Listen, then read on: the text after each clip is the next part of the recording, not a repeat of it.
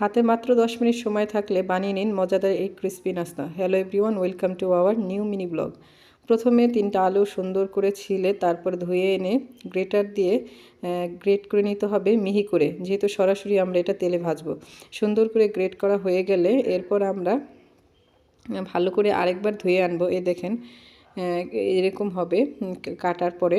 এই যে আমি ধুয়ে আনছি। এরপর কিছুটা ময়দা দিয়ে দিব, তারপরে দিয়ে দিব হচ্ছে পরিমাণ মতো হলুদের গুঁড়ো, তারপরে দিব হচ্ছে মরিচের গুঁড়ো, এরপর হচ্ছে স্বাদ মতো লবণ, এরপরে দিয়ে দিব হচ্ছে আমরা জিরার গুঁড়ো দিয়ে সুন্দর করে মাখিয়ে নিব। এই দেখেন আমার মাখানো হয়ে গেছে। মাখানো হয়ে গেলে এটা সাইডে রেখে দিয়ে আমরা কড়াইতে তেল দিয়ে দিব ভাজার জন্য।